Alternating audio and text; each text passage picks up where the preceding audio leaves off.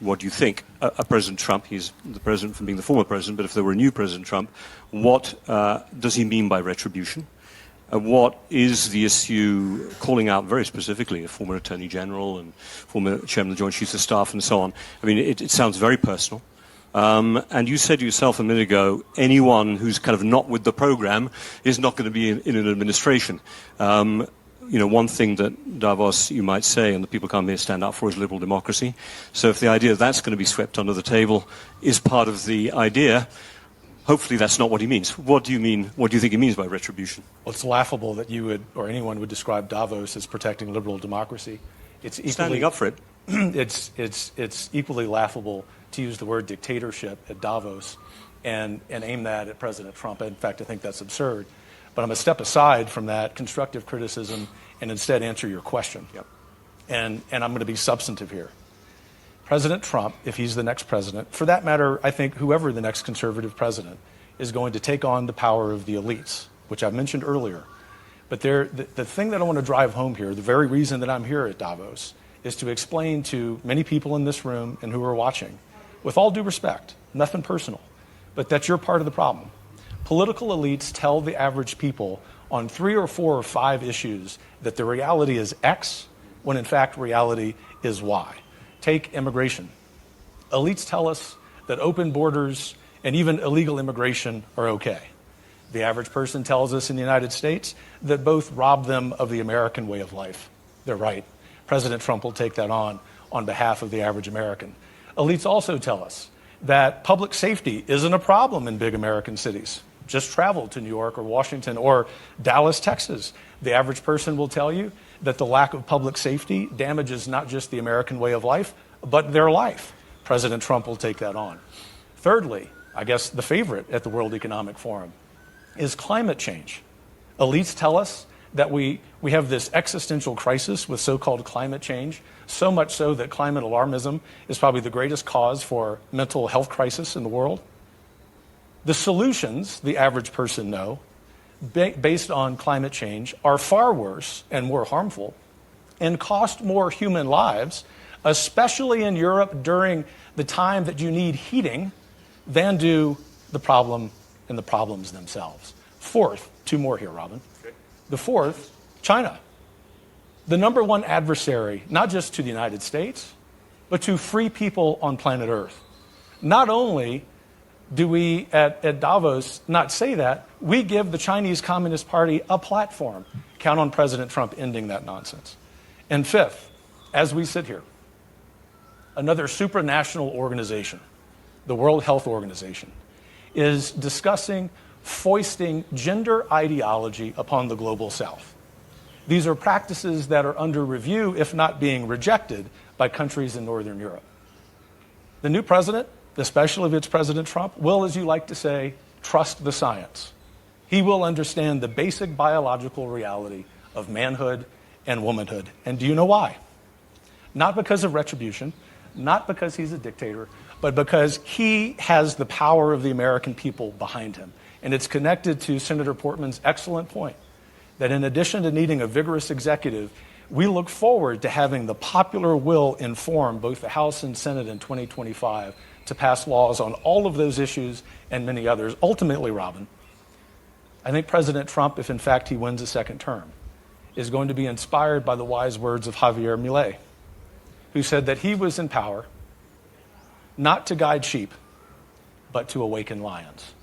That's what the average American and the average free person on planet Earth wants out of leaders. Very clear points, and that'll give a chance for everyone to come back, including on the Q&A. So what you see happening here is the Davos and all this corporations, they are trying to build back trust. That is their new slogan for 2024.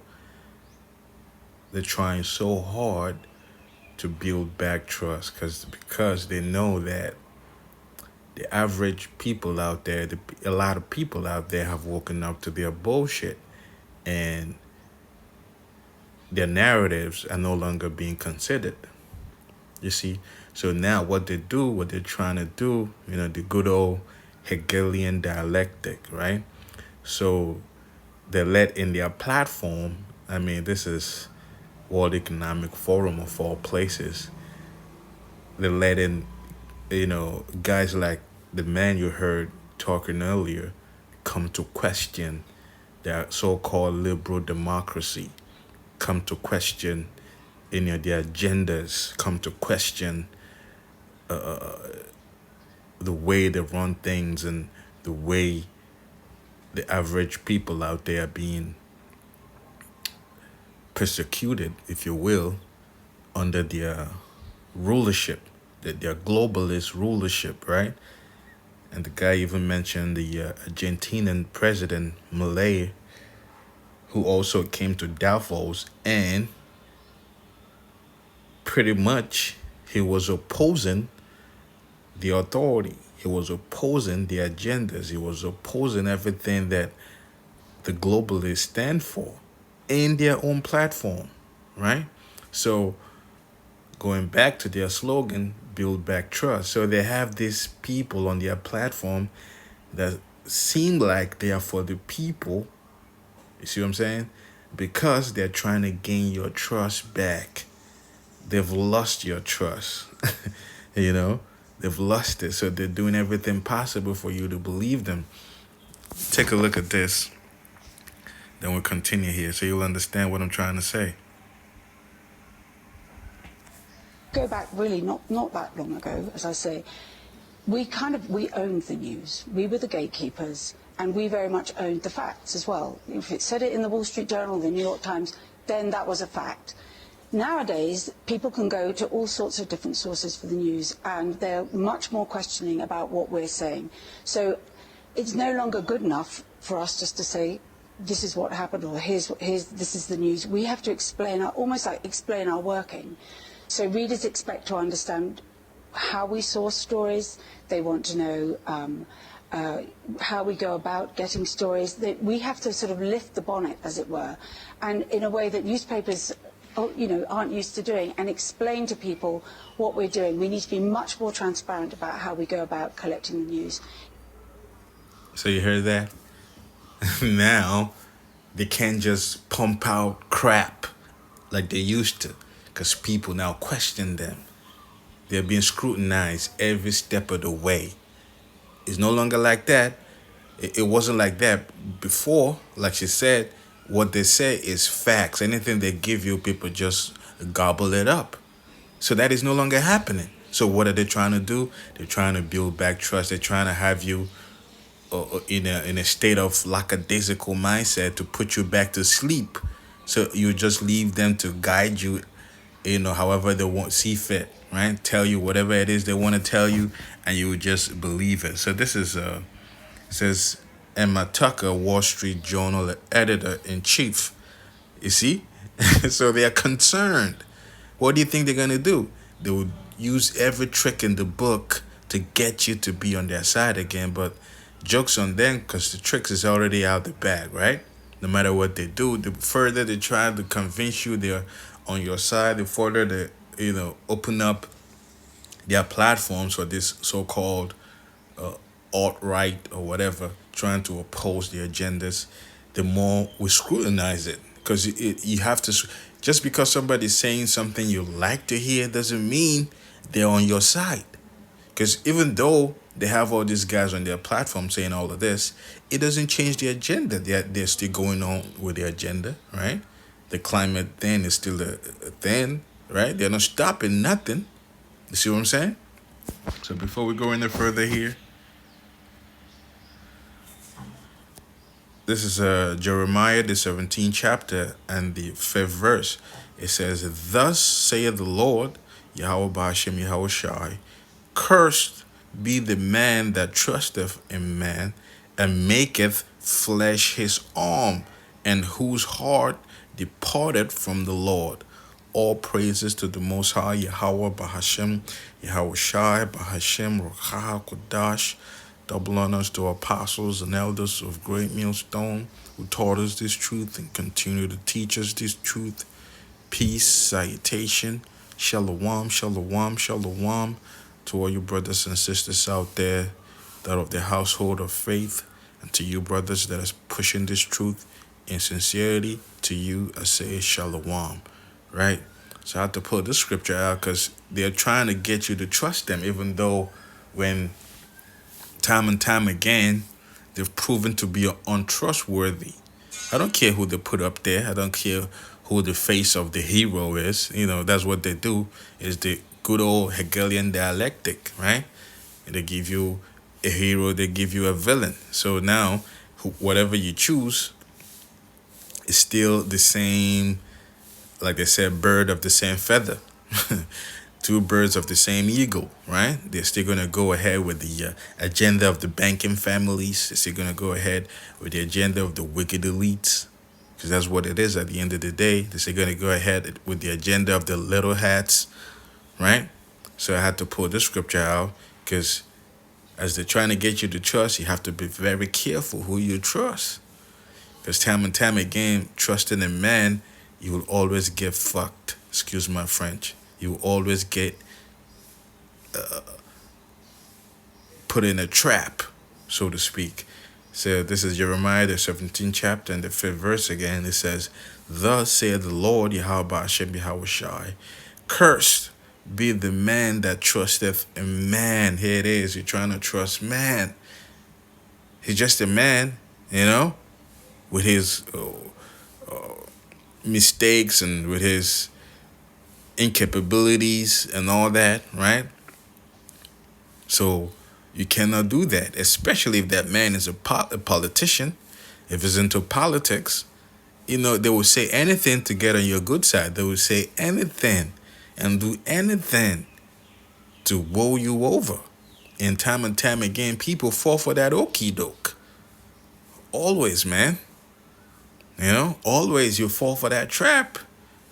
Just like the analogy that Trump used in one of his talks that he did some time ago, when he was running for office, I believe. He talked about a snake that was kind of like wounded, and a lady brought the snake back to her home. And, the lady nursed the snake back to life, fed it, made sure the snake was healthy and good again. And the snake ended up biting the lady. So the lady was like, "Why did you do that? I helped you. I did all those things for you. I nursed you back to health and, fed you, blase, this and that, the other." The snake was like, "What did you think? I am a snake. I will always bite. That is what I do." You see?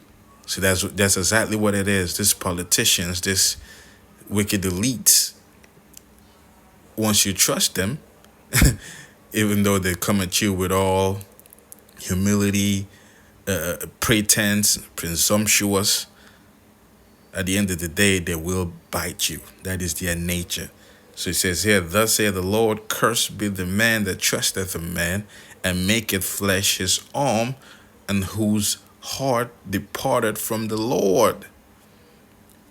The 6th verse, "For he shall be like the heath in the desert, and shall not see when good cometh, but shall inhabit the parched places in the wilderness, in a salt land, and not inhabited." The 7th verse, this is the contrast right now. It says, "Blessed is the man that trusteth in the Lord, Yahweh Bahashem Yahushai, and whose hope the Lord is." You can never go wrong when you trust in the God of the Bible, the King of the universe, rather than trusting in man. There's one clip I seen somebody was praying to Trump to save him. Can you believe that nonsense? Did Trump save him? Of course not. How do you think that is going to happen? He's just a man. The only power, or the only entity, supreme entity that has the power to save you, is the God of the Bible through his only begotten Son, Yahweh Yahushai. That's all there is. You trusting in man is making a fool of yourself. That always you're gonna get jacked up trusting in man. It never ends well. The 8th verse, It says, for he shall be as a tree planted by the river, by the waters, and that spreadeth out her roots by the river, and shall not see when heat cometh, but her leaf shall be green, and shall not be careful in the year of drought, neither shall cease from yielding fruit. So this is all that happens when you trust in the Lord. There's all kinds of benefits. You'll always be watered. And what is the water? The living water that comes from the word. That is the living water. The water you drink, you should never be thirsty again, right? So that's what it is. You'll always be green. You'll always be productive in things that are righteous. You see? Compared to you that trust in man. Because at the end of the day, you trusting in man, he's just a man. With all his errors, all his woes, all his mistakes, So you trust in man, you end up getting bitten, like the woman that trusted in snake. And she was bitten. So that's what it is. So now here it is. They're trying to establish trust again. Look at the kind of debacle that put us all through this whole, since the pandemic, right? A lot of people have gone through all kinds of stuff behind that. And here they are trying to earn your trust again. But that's not going to happen. So you have to be careful who you trust. You have to be very careful. No matter how they present themselves, be very wary of them. You can't just willy-nilly just trust anybody like that, especially in these times. You will get burned, man. You play with fire, you get burned. You see? You would definitely get burned.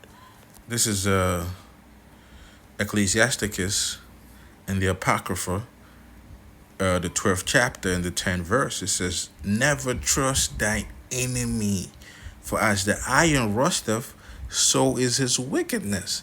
So right here, the Bible is giving you knowledge, is giving you wisdom on how to operate. And what is that? That you should never trust your enemy. Excuse me. First and foremost, you have to know that you have an enemy. You have to know your enemy and who they are. So when they come at you, sideways, you can tell. Just like a lot of people, you say, oh, you were my friend. How the hell did you betray me? It's because you chose to see that person as your friend. Actually, they were your enemy. You have to see things for what it is. Then just be caught up in a fantasy land and a la-la land. See things for what it is, man. You see? So you don't get caught up. So the scripture is telling you here, never trust thine enemy. And believe you me, the wicked elites, they are your enemy. No matter what puppet they put in office, or no matter what puppet they put in all these platforms to try and convince you otherwise, they are your enemy. Remember Georgia Guidestone? They're trying to reduce the population, the human population, down to 500 million. Remember that. That is not a joke. You have enemies out there. Be wary of them. And then just trust any old body just because, they feign themselves to be on your side, right? So the scripture is giving you knowledge right here. It said, never trust thine enemy, for as the iron rusteth, so is his wickedness. Iron will always eventually rust, what is new and shiny and all that, then, at the end of the day, it will still rust. So the wickedness of your enemy, even though he's trying to portray himself as he is your friend, guess what? He will eventually show his true colors. He will eventually show his true nature. It says the 11th verse, though he humble himself and go crouching, he pretend to be this can't harm a fly type of individual, right? He can't even hurt nobody. So that's his humble himself, saying all the good talk. If you put me in office, I will do this and that, blase, this and that, the other. It says, yet take good heed and beware of them. take good heed and beware of him. Don't just trust him because he's talking the good talk, right? Don't just trust him because he's, speaking like he feel your pain. At the end of the day, you'll still be the one struggling to pay your bills. He has money stacked up. He's living good. Him and his family. That goes to anybody. All these politicians, all these elites, right? You're still the ones suffering. And they're the ones living good. You see? That's why you have to be very aware of him. It says, and thou shalt be unto him as if thou hadst wiped the looking glass, and thou shalt know that his rust had not been altogether wiped away. You see? The 12th verse, it says, set him not by thee, lest when he hath overthrown thee, he stand up in thy place, neither let him sit at thy right hand, lest he seek to take thy seat. And thou art the last, remember my words and be pricked therewith. So remember these words, man. So when they come at you sideways, when they come at you, pretentious, acting like they are these good guys, all you have to do is trust them. Oh, now, okay, we feel your pain now, so let's build back trust. We didn't know. We didn't know it was going to be this. It was supposed to be safe and effective. And we didn't know it was going to turn out like this. And blase. Guess what? Be wary of them. And remember the words of the Bible. That you shouldn't, no matter what, put your trust in man. But you should put your trust in the living power. Yahweh Bahashem Yahweh Shai. And with that, all praises to the Most High Yahweh Bahashem Yahweh Shai, Bahashem Ruach HaKodash. Double honors to apostles and elders of Great Millstone. See you next time, Lord willing. Shalom. Shalom.